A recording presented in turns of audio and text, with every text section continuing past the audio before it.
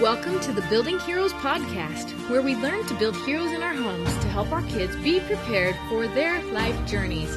Hi, I'm your host, Molly Christensen, and I love to encourage and mentor you on your path.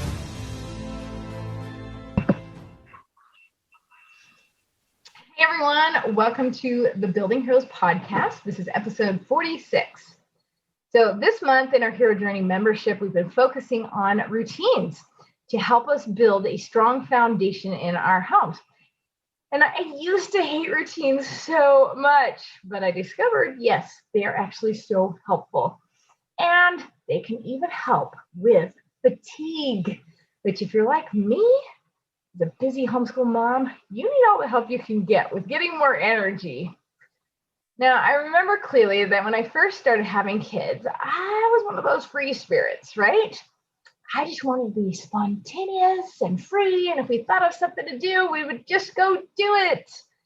But the problem was is that it's actually really hard to be spontaneous when you can't find the matching shoes and the house is a mess and there's no good food to grab and, So rather than being boxed in by a routine, I had to learn that a routine would actually give me more freedom to be spontaneous. So routines help you and your kids feel more safe and secure because what they do is they make your life more predictable. Now, of course, we don't want everything predictable because that would be really boring, right? It's nice to have an adventure here and too. But knowing what to expect is really helpful.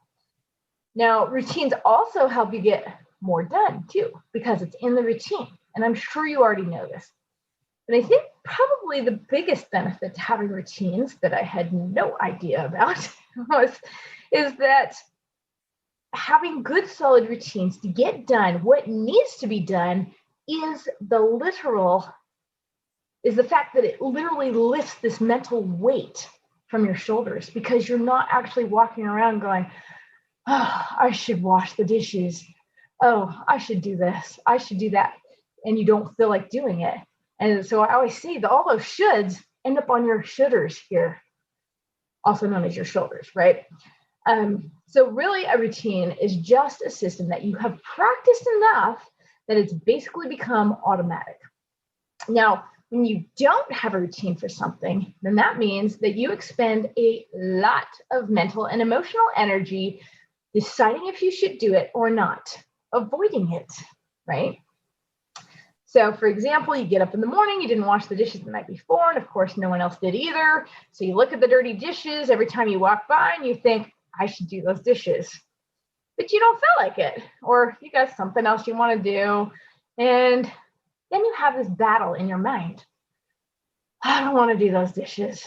I should do those dishes. Don't want to. I'm not going to. Well, I probably should. Oh, well, I'll do it later. And then later comes around. You walk past those dishes again. Oh, those dishes are still there. I still don't feel like washing those dishes. I really should do it. Well, we won't have any dishes for dinner. I guess we could just use paper plates. Oh, I'm such a bad person. I'm wasting money because I'm too lazy to wash the dishes. And then later you wash the dishes, but only because you have to, and you're either blaming everyone else for not noticing and not doing it, or beating yourselves up. Yourself, just one of you, okay? Although sometimes you can kind of feel like there's many of you in your head. But you guys, this is a serious energy drain. And the whole reason why is because you didn't just make the decision to just do it as a habit every single day, okay? Your mom told you if you just cleaned your room for a couple of minutes a day, then it's way easier to keep your room clean, right? But it's hard to make yourself do it. It is hard to get into that habit. And that energy that gets drained out when you don't make the decision and you argue with yourself, that's tiring. It really is. That's fatiguing. So no wonder you never feel like doing anything because you're so tired. And there is actually a name for this. It's called decision fatigue. So every time you have to make a decision about something, it takes energy. And the more decisions you have to make, the more tired you get and the less you want to make them. And so a lot of decisions you just avoid and you put off. And then you get overwhelmed and you get tired and you get depressed. So in the 1990s, there was a psychologist, and his name was Roy Baumeister. He did some research on this that he published in 1998, and he said, because basically what he was studying is that in this world, we have a ton of choices, probably more than any other part of the history of the world. Do we just, in the way that we live, we have so many choices. So he wrote about how people can easily get decision fatigue by the end of every day. And it didn't even really matter how big the decision was. It was just, sometimes there was just too many decisions. So guess how many decisions the average person has to make every day? You think like 300, 3,000? No. There was a study that estimated this, that we make on average, so that means some make more than this and some less, 35,000 decisions a day. No wonder our brains are getting tired, right? I mean, we're making decisions like, what shirt should I wear? Which direction should I go to when I drive? Which car should I take? Should I make my bed? What should I eat for breakfast? Blah, blah, blah, blah, blah, right? So every decision that we actually make reduces our willpower, and every decision that we don't make puts on an energy drain, okay? So if we end up making too many decisions, it leaves us tired, unmotivated, and unproductive. And that is often why we feel completely exhausted by the end of the day. Now, of course, there's other reasons why we feel exhausted too, but this is one thing that we can do something about, okay? So there was one study that talked about a parole board in the state, and they found that at the beginning of the day, they made much better decisions about whether people should go off parole or not. If you were scheduled for the end of the day, it was less likely that you were going to get parole because they were too tired to look at anything. There was another study where researchers went in the store and they posed like they were one of those sampler, taste tester people in the grocery store.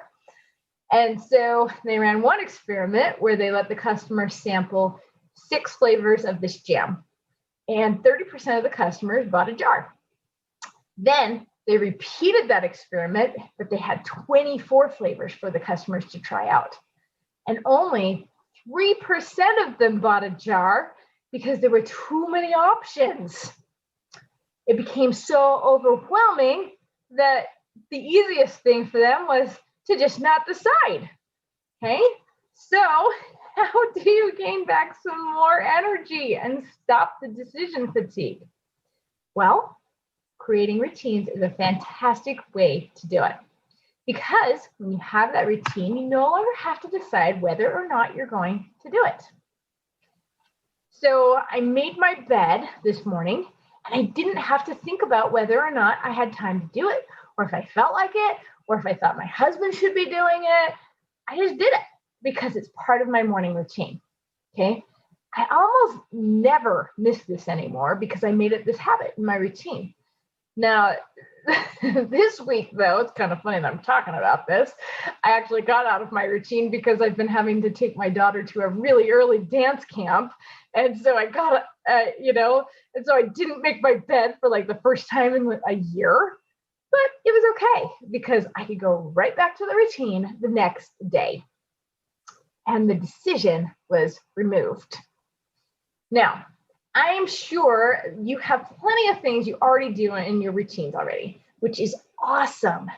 But what I find is that usually there are other places I could add a routine. Like, is there some other place where you could make the decision, create the habit and routine, and take that decision off your plate? Likely there is. Any decision making that you can make easier and ahead of time is a good idea if you want to reduce that decision fatigue. So the other problem with decision making is it's hard because we want to make the right decision. So if we make it ahead of time, that helps a lot, right? But making that right decision is tough because our brains, we love to be right. I mean, nobody likes to be wrong. we always want to be right. That's just how our brain works. And the other problem is if we make a decision that we consider to be a bad decision, then that actually starts to get connected to our self-worth if we're not careful, because then we think, oh, I made a bad decision. I shouldn't have worn those pants today because they were white. And, then you start beating yourself up if you're not paying attention. Okay. But the thing is, some decisions are not going to turn out like we want them to do, but that's how we learn, is by making the decisions and allowing the decisions to be right or wrong. Okay. So if you want to decrease decision fatigue, then we need to let go of that idea that the decision has to be right, because in most cases, there really isn't a right or wrong answer. Okay. So kind of crazy. Now, I know one place where we can get super overwhelmed is in homeschooling. Okay. And I think it's just really overwhelming because there are so many choices about how to do it.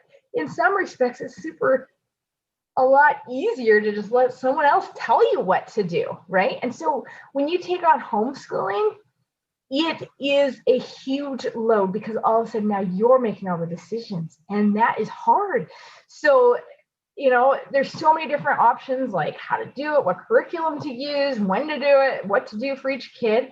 So remember that it's not that you're not incapable of this. It's just that you have so many decisions coming upon you all at once. So just simplify and just find the big picture and decide what's going to be most important instead of trying to decide all the little details up front. And then create a simple routine to start with and then adjust as you go. So the thing is, we do know it's not super easy to create a routine, right? But it helps knowing all this background information that the reason why we're building a routine is so we can reduce the decision fatigue, right? So if you keep that in mind, that's really going to help you as you're building a routine, but it is going to take a lot of extra energy up front to get that routine to stick. Now, I don't have time to go into a lot more tips and examples here on this podcast, but I am making an extra bonus content video after this to go into a little more detail on some other ways to reduce decision fatigue for the members in our Hero Journey membership to explain how to do that. But really, what it takes is just baby steps and making progress towards where you want to go and allowing yourself to take the time to make the progress and not think I have to go from here to here, because it's not going to happen. So if you want more help and support with that, then check out the Hero's Journey membership, where together we are intentionally making that progress to building a strong foundation in our home. So decision fatigue is a real thing. And I hope you found some helpful ideas in this podcast on how you can let go of some of that decision fatigue, because you need all the energy you can get. So let's bring a little more energy into your life, because who can't use that? Thanks for listening to the Building Heroes podcast. Can you help more people join the Building Heroes movement by sharing this podcast? More people can find it when you subscribe to the show, rate it, and leave a review. For more help on building heroes in your home, get the free Building Heroes resources at www.buildingheroesacademy.com.